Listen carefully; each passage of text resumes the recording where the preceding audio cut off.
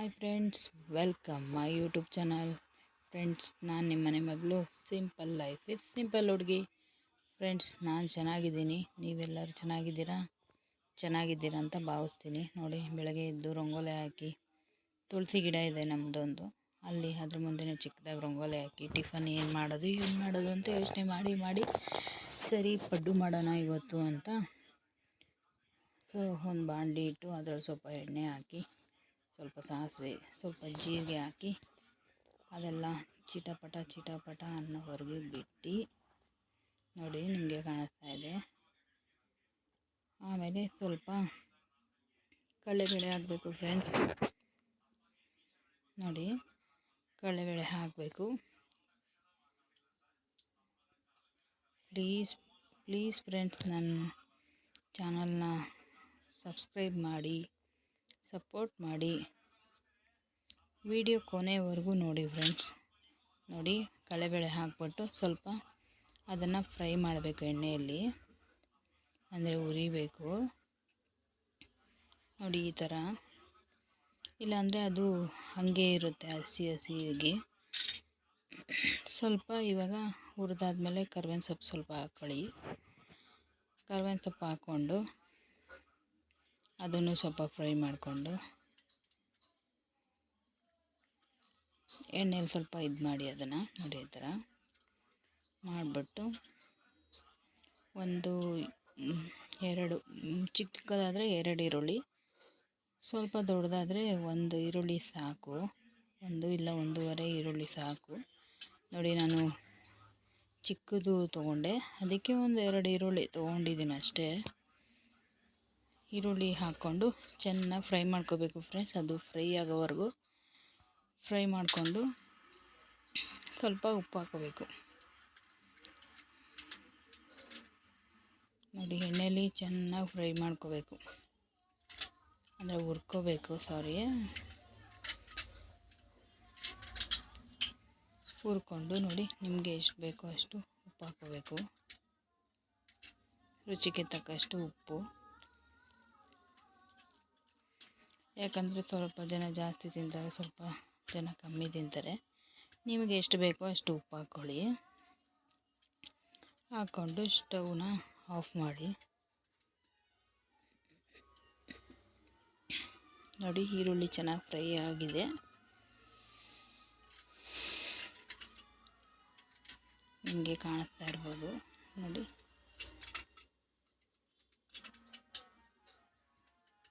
ನಾನಿವಾಗ stove off ಮಾಡ್ತೀನಿ. Stove off ಮಾಡಿ, ನನಗೆ ಸ್ವಲ್ಪ ಕೆಲಸಕ್ಕೆ ಟೈಮ್ ಆಗಿತ್ತು, ಅದಕ್ಕೆ ಅದು ಬಿಸಿಯಲ್ಲಿ ಹಸಿಟ್ಟು ಹಾಕಿದ್ರೆ ಒಂಥರ ಆಗಿಬಿಡುತ್ತೆ. ಅದಕ್ಕೆ ಸ್ವಲ್ಪ ನೀರು ಹಾಕಿದೆ, ಬೇಗ ಅದು ಬಿಸಿ ಇದಾಗಲಿ ಅಂತ. ನಿಮಗೆ ಟೈಮ್ ಇದ್ದರೆ ನೀವು ಅದೆಲ್ಲ ಆರಿದ್ಮೇಲೆ ಹಸಿಟ್ಟು ಹಾಕ್ಕೊಳ್ಳಿ, ಪರವಾಗಿಲ್ಲ. ನಂಗೆ ಟೈಮ್ ಇರಲಿಲ್ಲ, ಅದಕ್ಕೆ ನಾನು ಈ ಥರ ಮಾಡಿದೆ. ನೋಡಿ, ಇವಾಗ ಇದರಲ್ಲಿ ಹಸಿಟ್ಟು ಹಾಕೋತಾ ಇದ್ದೀನಿ, ದೋಸೆ ಹಸಿಟ್ಟು ಸ್ವಲ್ಪ ಹಾಕಿ ಸ್ವಲ್ಪ ಮಿಕ್ಸಿಟ್ಟೆ. ನನ್ನ ಮಗನಿಗೆ ದೋಸೆ ಅಂದರೆ ತುಂಬ ಇಷ್ಟ. ದೋಸೆ ಕೇಳ್ತಾ ಇರ್ತಾನೆ, ಅದಕ್ಕೆ ಅವನಿಗೋಸ್ಕರ ಅಂತ ಸ್ವಲ್ಪ ದೋಸೆ ಹಸಿಟ್ಟು ಮಿಕ್ಸಿಟ್ಟೆ ದೋಸೆ ಹಾಕ್ಕೊಡೋಕ್ಕೆ. ಇವಾಗ ಇದನ್ನು ನೀಟಾಗಿ ಮಿಕ್ಸ್ ಮಾಡ್ಕೋಬೇಕು ಫ್ರೆಂಡ್ಸ್. ಅದು ಫುಲ್ಲು ಎಲ್ಲ ಒಗ್ಗರಣೆ ಎಲ್ಲ ಮಿಕ್ಸ್ ಆಗಬೇಕು, ಆ ಥರ ಮಿಕ್ಸ್ ಮಾಡ್ಕೊಳ್ಳಿ. ನೋಡಿ, ಈ ಥರ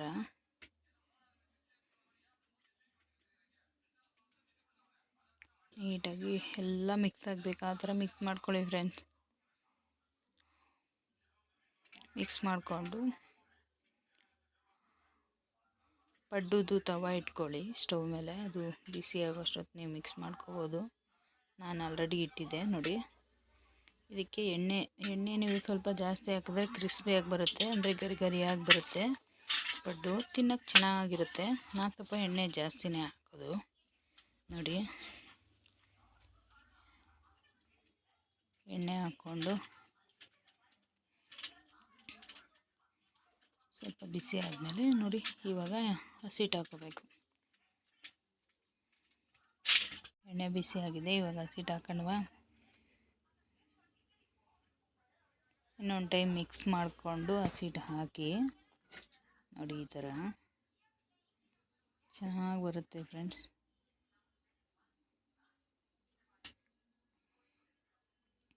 ಒಂದೊಂದಕ್ಕೆ ಹಾಕ್ಕೊಳ್ಳಿ. ನಮ್ಮ ಅಜ್ಜಿ ನಮ್ಮ ತಾತ ಕಾಲದಲ್ಲೆಲ್ಲ ಇಷ್ಟು ಚಿಕ್ಕ ಚಿಕ್ಕದಾಗಿ ಬರ್ತಾಯಿರಲಿಲ್ಲ. ಇದೊಂದು 4-6 ಸೇರಿದ್ರೆ ಒಂದು ಅಷ್ಟು ದೊಡ್ಡದಾಗಿ ಬರೋದು ಪಡ್ಡು.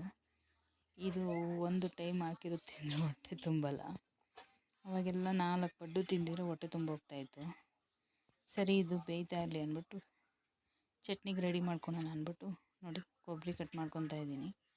ಕೊಬ್ಬರಿ ಕಟ್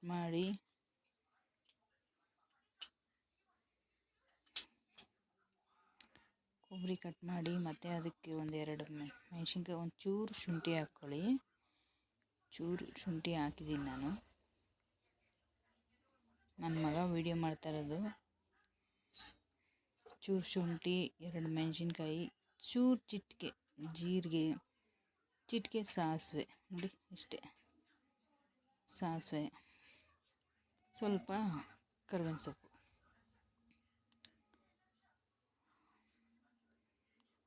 ಉಪ್ಪು ಹಾಕ್ಕೊಳ್ಳಿ. ಉಪ್ಪು ನಿಮಗೆ ಎಷ್ಟು ಬೇಕೋ ಅಷ್ಟು, ರುಚಿಗೆ ತಕ್ಕಷ್ಟು ಉಪ್ಪು. ನನ್ನ ಮಗ ನೋಡಿ ತಿನ್ನೋದಕ್ಕೆ ಉಪ್ಪು ಎತ್ಕೋತಾ ಇದ್ದಾನೆ ಕಳ್ಳ. ಉಪ್ಪಂದರೆ ಆಮೇಲೆ ಇದು ಬೆಂದಿದೆಯಾ ಅಂತ ನೋಡಿದ್ರೆ ಬೆಂದಿತ್ತು. ನೋಡಿ ಎಷ್ಟು ನೀಟಾಗಿ ಬರ್ತಾಯಿದೆ ಫ್ರೆಂಡ್ಸ್. ನೋಡಿ ಚೆನ್ನಾಗಿ ಬೆಂದಿದೆ ಅಲ್ವಾ.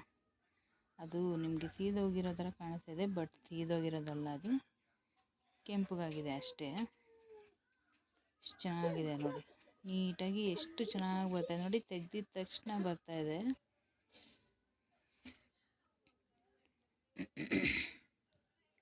ನೋಡಿ ಎಷ್ಟು ಚೆನ್ನಾಗಿ ಬರ್ತಾಯಿದೆ. ನೀವು ಮನೇಲಿ ಟ್ರೈ ಮಾಡಿ, ಮಕ್ಕಳಿಗೆಲ್ಲ ಇಷ್ಟ ಆಗುತ್ತೆ. ಸಾಯಂಕಾಲ ಕಾಫಿ ಟೀಗೆ ಎಲ್ಲ ಚೆನ್ನಾಗಿರುತ್ತೆ.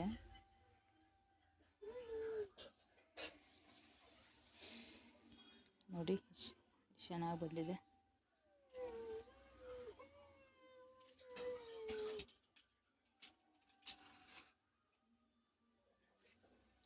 ಸರಿ ಇನ್ನೊಂದು ಟೈಮ್ ಮುಚ್ಚಿಟ್ಟೆ, ಅದು ತಿರುವಾಕಿದ್ನಲ್ಲ ಇನ್ನು ಸ್ವಲ್ಪ ಬೇಯಲಿ ಅಂತ. ಅಷ್ಟೊತ್ತಿಗೆ ಚಟ್ನಿ ರುಬ್ಬಿದ್ದೆ. ಚಟ್ನಿ ರುಬ್ಬಿ ನನ್ನ ಮಗನಿಗೆ ಬಾಕ್ಸ್ ರೆಡಿ ಮಾಡಬೇಕಲ್ವ.